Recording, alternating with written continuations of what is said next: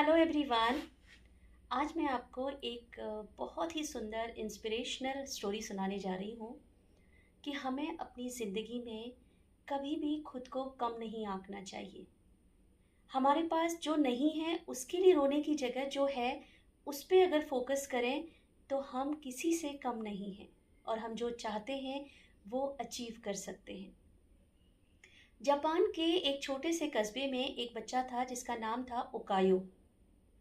तो बहुत कम उम्र में ही जब वो बहुत छोटा था उसका बायां हाथ किसी वजह से कट गया था। तो उस बच्चे को बचपन से ही एक था कि उसने जूडो कराटे का मास्टर बनना है, जिसे कि जापान में सेंसेई बोलते हैं।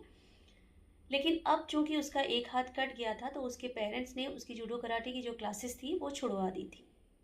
लेकिन जब वो बच्चा थोड़ा धीरे धीरे बड़ा होने लगा तो उसके अंदर का वो जो जुनून था, वो जो जिद थी, वो अभी भी उसके अंदर भरी हुई थी। अब उसने अपने पेरेंट्स की एक ना सुनी और जिद की कि मुझे सीखना है, मुझे लेके चलो मास्टर के पास। तो जब पेरेंट्स की उसकी जिद के आगे एक ना चली तो फाइनली उसके पेरेंट्स उसको जूडो कराटे के जो मास्टर थे उस समय उनके पास लेके गए। जब मास्टर ने ओकायो को देखा तो उन्होंने पूछा कि बेटा, एक हाथ नहीं है और जूडो कराटे जैसी टेक्निक जो कि दोनों हाथों का होना जिसके लिए बहुत ज़रूरी है, आप कर पाओगे? आप कैसे करोगे? तो ओकायो ने जवाब दिया, मास्टर, ये सोचना आपका काम है कि मैं कैसे करूँगा या मैं कर पाऊँगा कि नहीं। तभी तो आपके पास आया हूँ। मुझे तो सिर्फ एक चीज़ पता है कि मुझे करना है और मुझे आपकी तरह एक दिन मास्टर बनना है।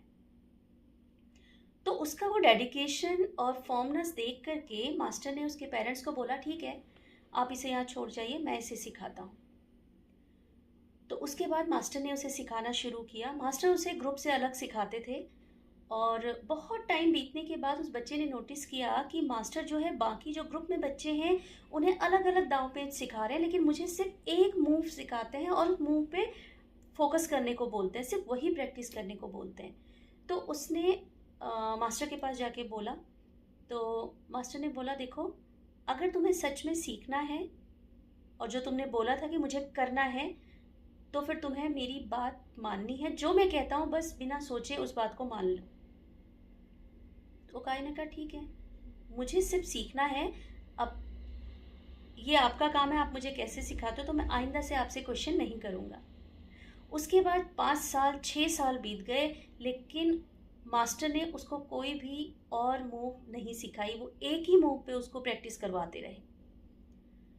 तो फाइनली उस बच्चे का जब कोर्स, सभी बच्चों का जब कोर्स कंप्लीट हो गया और जाने का दिन आया, तो जापान में भी जैसे हमारे यहाँ होता है गुरु दक्षिणा दी जाती थी।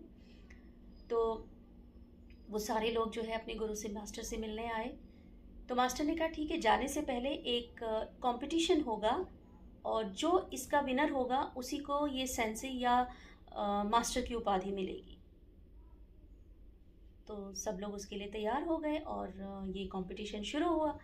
फर्स्ट कंपटीशन जो हुआ, फर्स्ट मैच में ही गुरु ने, मास्टर जी ने उस ओकायो को बोला कि यू विल पार्टिसिपेट, और ओकायो ने पार्टिसिपेट किया। जब ओकायो पार्टिसिपेट कर रहा था तो उसे ये रियलाइज़ हुआ कि उसका जो मूव है वो सब पे बहुत भारी पड़ रहा है। जिस पे भी वो मूव ये अप्लाई करता, वो उसका यू नो जो काउंटर पोज है या जो भी है, उसका जो कट है वो नहीं पहचानता था। तो एक करके, धीरे धीरे करके वो फर्स्ट मैच जीता, फिर वो सेकंड मैच जीता, फिर वो थर्ड मैच भी जीता। और जब फाइनल डे आया तो कायो ने कहा कि फाइनल डे पे तो जिसके साथ फाइनल मैच करना है वो तो बहुत ज़्यादा इसमें माहिर है, जूडो कराटे में, और इतना भारी भरकम है, तो क्या मैं कर पाऊँगा?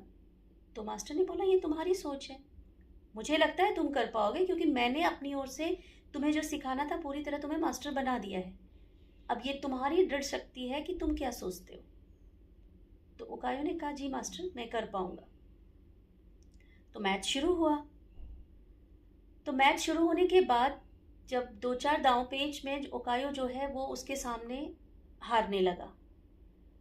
तो जब उसने ओकायो को नीचे गिराया एक बार, तो जो बीच में जैसे हमारे यहाँ रेफरी होता है क्रिकेट में, ऐसी जो उनके यहाँ थे वो बीच में आया और उन्होंने बोला कि ठीक है, मैच ख़त्म हुआ और ये जो है, जो अगला बच्चा था, अगला आदमी जो था, वो विनर है। तब जो ओकायो के मास्टर थे, उन्होंने बोला, नहीं अभी मैच ख़त्म कहाँ हुआ है, अभी तो ओकायो रेडी है लड़ने के लिए, तो उसको फिनिश करने दो। अब जब मैच फिर से शुरू किया, तो वो जो अगला आदमी था जिसे कि विनर घोषित करने जा रहे थे, वो थोड़ा सा ढीला पड़ गया। सोचा तो मैं जीत ही रहा हूँ इससे, और पर जैसे ही वो ढीला पड़ा, ठीक उसी समय ओकायो ने अपना वही मूव उस पर अप्लाई किया और उसे धराशायी कर दिया। और वो मूव इतना स्ट्रॉन्ग था ओकायो का कि उसके बाद वो सीधे ज़मीन पे पड़ के बेहोश हो गया और उठ नहीं पाया। तो इस तरह से ओकायो ने फाइनल मैच भी जीत लिया। जीतने के बाद उसने अपने मास्टर से पूछा कि ये सब पॉसिबल कैसे हुआ।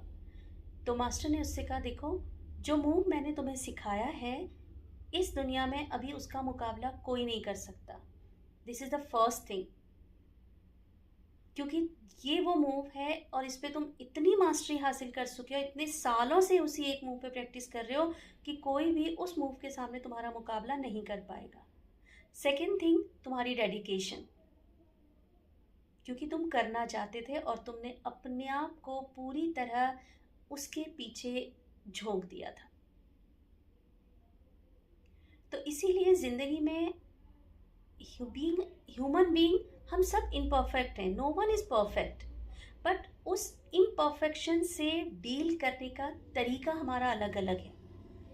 इम्परफेक्ट होना गलत नहीं है, लेकिन उस इम्परफेक्शन से डील करने का तरीका सही या गलत हो सकता है।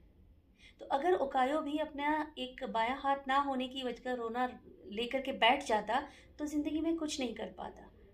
लेकिन उसके पास जो चीज़ थी, उसने उसकी इम्पोर्टेंस को समझ करके उस पर वर्क करना शुरू किया, पूरी तरह से उस पर डेडिकेट किया, और लास्ट में उसे जो बनना था वो उसने अचीव किया। तो इसीलिए जो है, उस पर खुश रहिए, उसको लेकर के आगे बढ़िए, ना कि जो नहीं है उसका रोना लेकर के बैठते रहिए।